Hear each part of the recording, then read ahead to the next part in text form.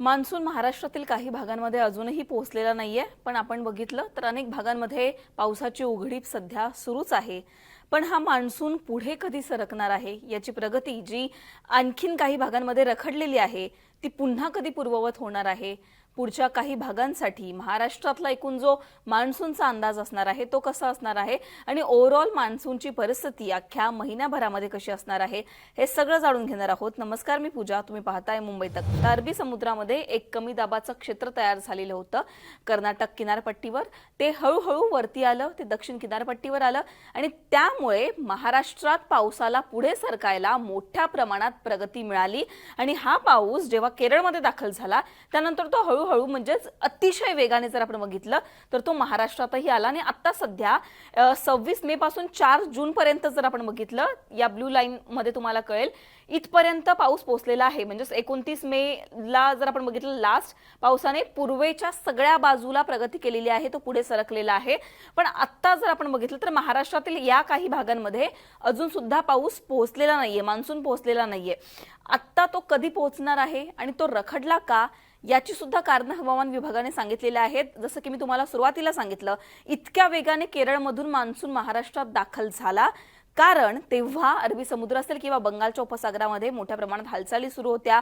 त्याचबरोबर अरबी समुद्रात कर्नाटकच्या किनारपट्टीवर एक कमी दाबाचा पट्टा होता ज्याच्यामुळे मान्सूनला पुढे सरकायला मदत झालेली होती। आता अशा कुठल्याच हालचाली आपल्याला पाहायला मिळत नाहीयेत, कुठलीही अशी सिच्युएशन तयार झालेली नाहीये ज्याच्यामुळे या मान्सूनला पुढे सरकायला मदत होईल। 10 तारखेनंतर या हालचाली सक्रिय होऊ शकतात आणि त्यानंतर पुढे जर आपण बघितलं तर वेगाने महाराष्ट्राचा उर्वरित सगळा भाग असेल किंवा हा पुढचा जो भाग असेल उत्तर भारत असेल किंवा हा सगळा इकडचा भाग असेल, पूर्वेचा भाग असेल, हा पश्चिमेचा उरलेला सगळा भाग असेल, या भागांमध्ये मान्सून प्रगती करू शकतो। यंदा हवामान विभागाने असं सांगितलेलं आहे की 108 सरासरीच्या 108%हून जास्त पाऊस यंदा देशामध्ये पडणार आहे। त्याच्यामुळे जून महिन्यामधला खरा पाऊस हा 12 तारखेनंतर सुरू होईल असा अंदाज आधीच हवामान विभागाने दिलेला आहे। सरकारने सुद्धा या संदर्भात सांगितलेलं आहे की घाई करू नये, शेतकऱ्यांनी पेरणीची घाई करू नये कारण 12 तारखेनंतर जो पाऊस पडणार आहे तो पाऊस पेरणीसाठी चांगल्या प्रकारचा असू शकतो। कारण आता जर शेतकऱ्यांनी पेरणीची घाई केली तर त्यामध्ये त्यांचं नुकसान होऊ शकतं। कारण आत्ताचा पाऊस जर तुम्ही बघितलं तर आपल्याला सकाळी ऊन पाहायला मिळतं आणि त्याच्यानंतर म्हणजेच अर्धा एक तास झाला तर लगेच तुम्हाला पाऊस पाहायला मिळतो। त्याच्यामुळे या पावसाचं प्रेडिक्शन हे करता न येणार आहे। जेव्हा 12 तारखेनंतर पुन्हा एकदा बंगालचा उपसागर असेल किंवा अरबी समुद्रामध्ये काही हालचाली सुरू होतील, मान्सून पुढे सरकेल आणि त्यानंतर 12 तारखेनंतर जो काही पाऊस पडणार आहे त्या पावसामध्ये जे काही शेतकऱ्यांसाठी वातावरण असणार आहे ते अनुकूल असणार आहे।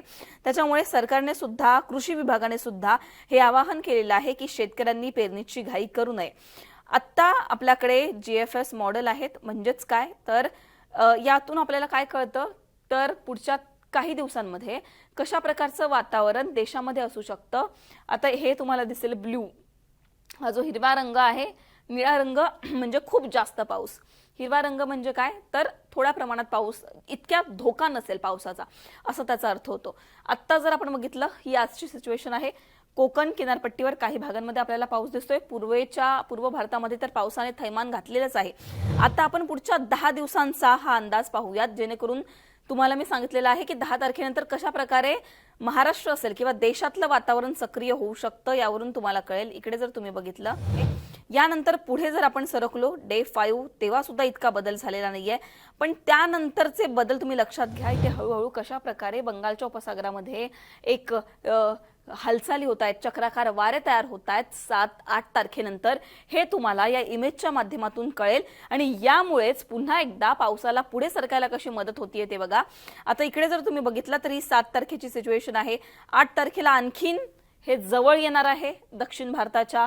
हे जे काही तयार झालेले आहेत चक्राकार वारे, कमी दाबाचं क्षेत्र, त्यानंतर ते होऊ शकतं असा अंदाज आहे। अर्थात हे फक्त प्रेडिक्शन आहे, आपण प्रेडिक्ट करत आहोत। आता दिवस जसे जातील तसं आपल्याला कळणार आहे की कशा प्रकारचं हवामान पुढे असू शकतं। जर आपण बघितलं 9 तारखेची सिच्युएशन तेव्हा सुद्धा जर तुम्ही बघितलं तर मी तुम्हाला सांगितलं इकडे एक सिच्युएशन तयार झाली आणि हळूहळू ती महाराष्ट्रावर सुद्धा त्याचा आपल्याला त्याचा परिणाम पाहायला मिळतोय। इकडे जर तुम्ही बघितलं हा ब्लू कलर तुम्हाला पाहायला मिळतोय। बंगालच्या उपसागरातून जी काही वारे तयार झाले, चक्राकार वारे तयार झाले, हळूहळू ते या बाजूला सरकले आणि याचाच परिणाम म्हणून महाराष्ट्रामध्ये, दक्षिण भारतामध्ये 10 तारखेनंतर मोठ्या प्रमाणात पाऊस पडू शकतो असा अंदाज आहे। 11 तारखेची सुद्धा सिच्युएशन बघा, डायरेक्ट कर्नाटकची किनारपट्टी असेल किंवा महाराष्ट्राचा हा सगळा भाग असेल, इकडचा हा पूर्ण दक्षिण भारतामध्ये आपल्याला 10 तारखेनंतर पाऊस पाहायला मिळू शकतो। मुसळधार असा सोसाट्याच्या वाऱ्यासह पाऊस येऊ शकतो असा अंदाज आहे। आता हे सगळे 10 दिवसांची ही परिस्थिती असली तरी आत्ता हवामान विभागाने काय अलर्ट दिलेले आहेत हे सुद्धा पाहणं महत्त्वाचं आहे। 4 तारखेला कोकणाचा किनारपट्टीचा भाग असेल, हा वरचा भाग असेल, विदर्भाचा भाग असेल, या सगळ्यांना येलो अलर्ट आहे, पाऊस पडणार आहे। 5 तारखेला सुद्धा विदर्भाच्या काही भागांमध्ये किंवा ओव्हरऑल या सगळ्या भागांमध्ये आपल्याला पाऊस पाहायला मिळत आहे। तर मान्सून या सगळ्या भागांमध्ये आपल्याला महाराष्ट्रातील काही भागांमध्ये रखडलेला पाहायला मिळत होता। त्याचं कारण हे आहे की अजून सुद्धा अरबी समुद्र किंवा बंगालच्या उपसागरामध्ये तशी सिच्युएशन तयार झालेली नाहीये। त्याच्यामुळे 10 तारखेनंतर हे वातावरण पुन्हा एकदा सक्रिय होऊन पाऊस येऊ शकतो असा अंदाज वर्तवला जातोय।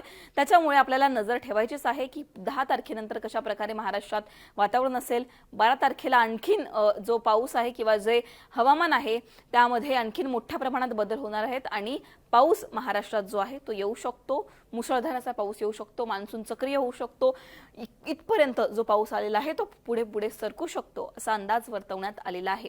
या सगळ्यांवर आपली नजर असणारच आहे। वेदर रिपोर्ट असेल किंवा मान्सूनचे अपडेट असेल हे आम्ही तुम्हाला देतच राहू। पण अजून तुम्हाला वेगळे असे काही प्रश्न असतील तर ते तुम्ही कमेंट सेक्शनमध्ये मांडू शकता। मुंबई तकला जर तुम्ही सबस्क्राइब केलं नसेल तर सबस्क्राइब करू शकता। हा व्हिडिओ पाहिल्याबद्दल धन्यवाद।